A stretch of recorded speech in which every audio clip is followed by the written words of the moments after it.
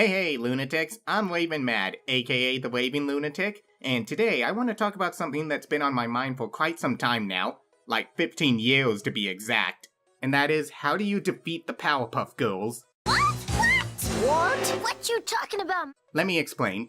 Ever since I started watching this show back in the early 2000s, I always wondered if it was possible or not to defeat these three in their own universe, given that their powers and capabilities are similar to that of Superman's. I mean, not only can these three fight and defeat an entire city's worth of chemically enhanced monkeys, but they can also lift entire mountaintops, crush meteors with a single punch, and survive an explosion from a nuclear warhead to the face.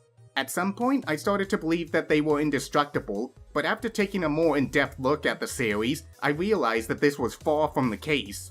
Upon further inspection, I discovered that there is a way to defeat the Powerpuff Girls, and that it's been in plain sight this whole time. So start writing your last will and testament now, Townsville, because today, I'm going to reveal the surefire way to defeat everyone's favorite superhero spice rack once and for all.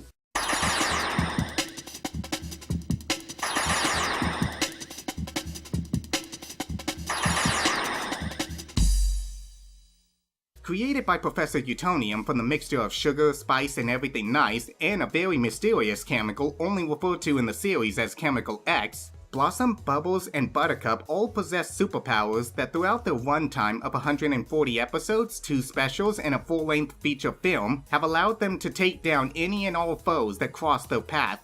Foes such as skyscraper-sized monsters, chemically enhanced monkeys, and the literal personification of Satan all pale in comparison to the strength, speed, durability, power, and teamwork that these three miniature warheads possess.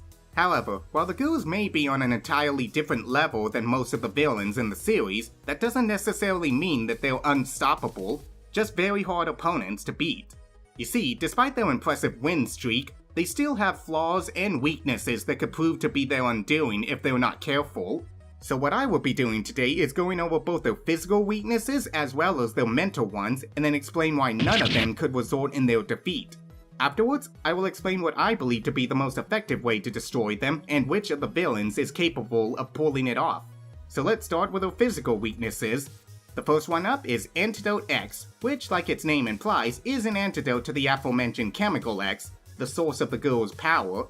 It was first mentioned in the episode Mojob, where Princess Morebugs hires Mojo to come up with a plan to defeat the girls, which results in the creation of the stuff. However, what makes this particular method of defeating them so bad is that Antidote X has to come in contact with them for it to have any effect. But even when it does make contact, the effectiveness of it is rather unclear since we saw an entire bottle of the stuff get thrown onto them in the episode Slumbering with the Enemy, but in the next season, they were completely fine. So to me, that means that either the effects of the antidote are only temporary, or that the professor is capable of reversing the effects since he can easily create the chemical that gave them superpowers in the first place.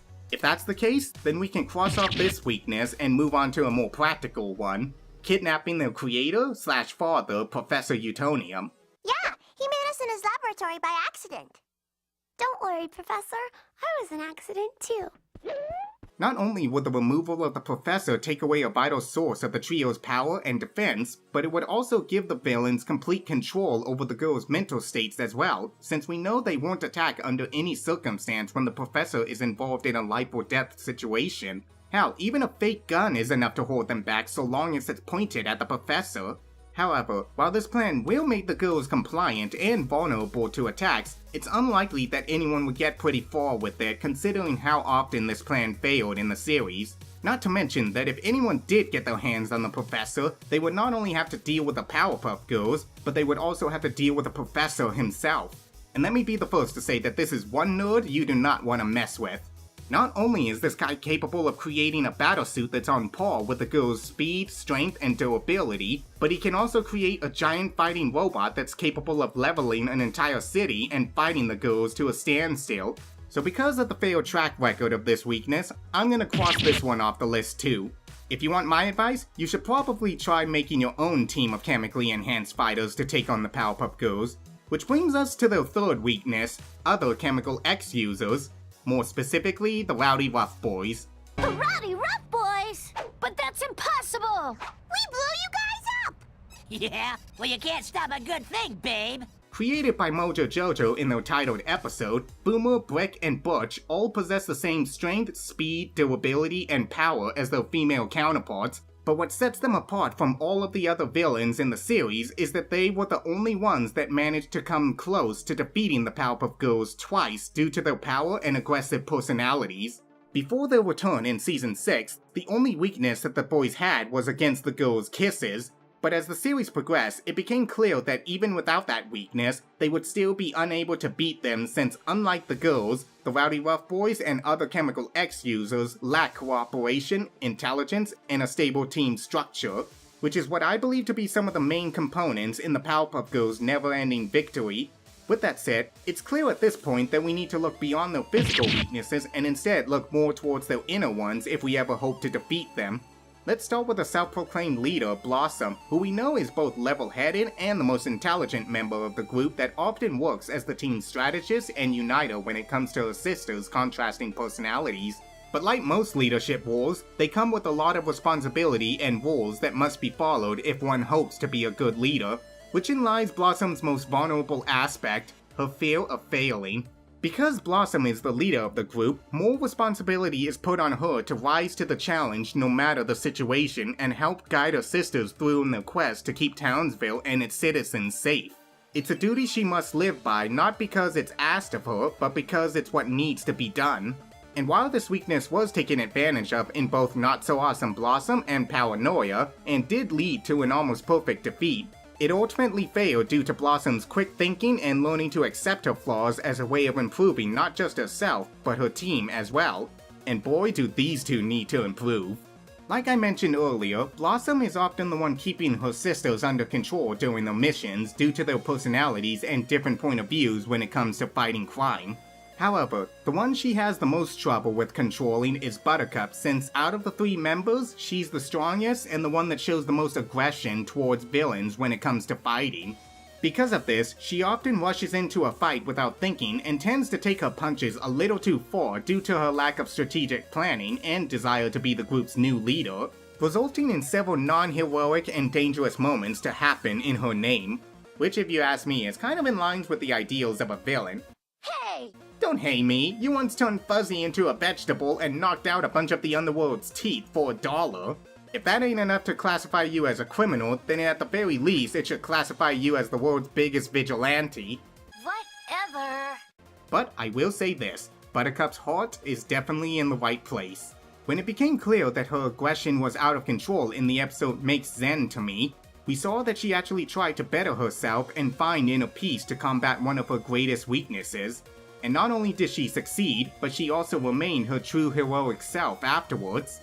So while some may see her aggression and reckless behavior as a sign of weakness and a gateway to the path of villainy, I on the other hand see it as bravery and her desire to end any and all suffering. Like her sisters, Buttercup knows what her duties are and that what matters most is protecting the innocent and those she cares about. Even when the odds are stacked against them, Buttercup will never give up and will always work to be a symbol of justice to both the town and her family, especially to Bubbles. That's what I think. That is, when the plot calls for it, of course. And speaking of Bubbles, there's a lot to unpack with this one.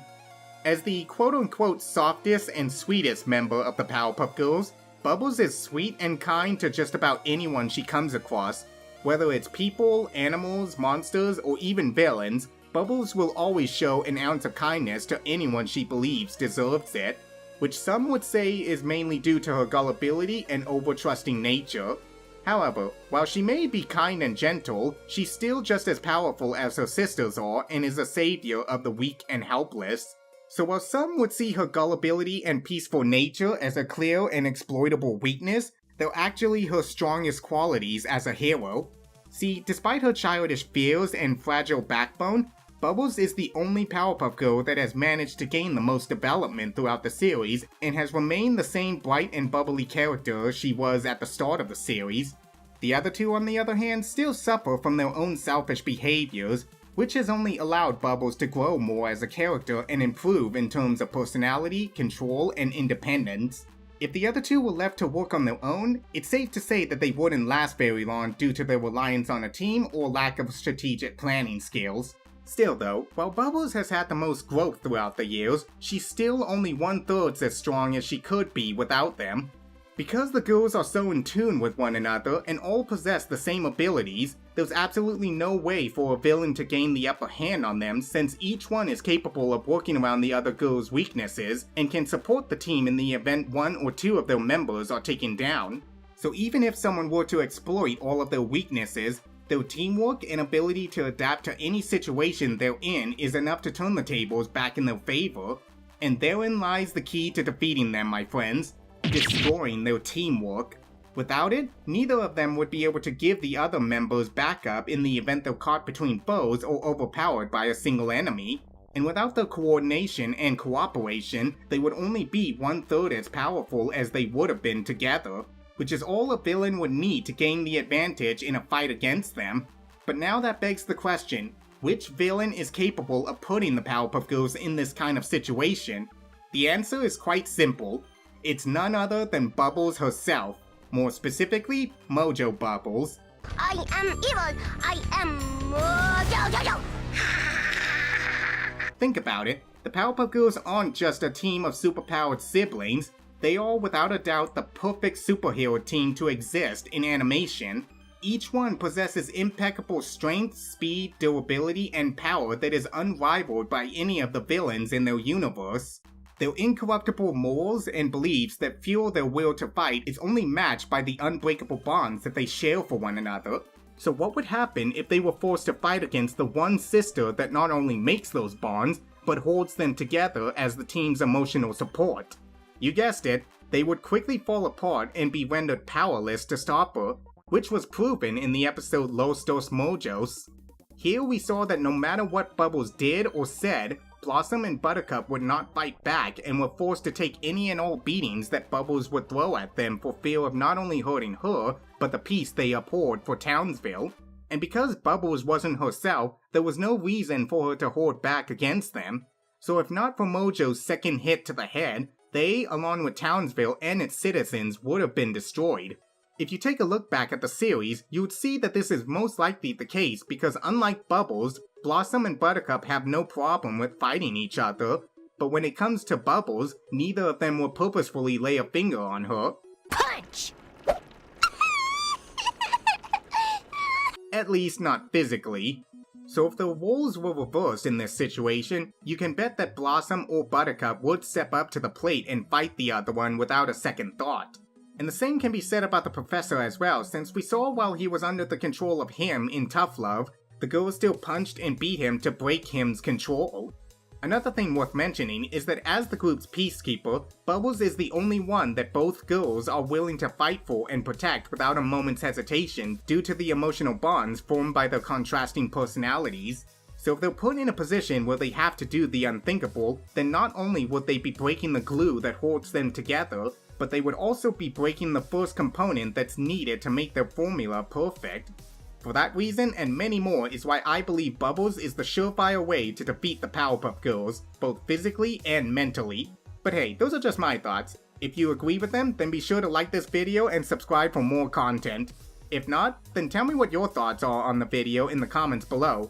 I'm Rav3n Mad, and I'll catch you later.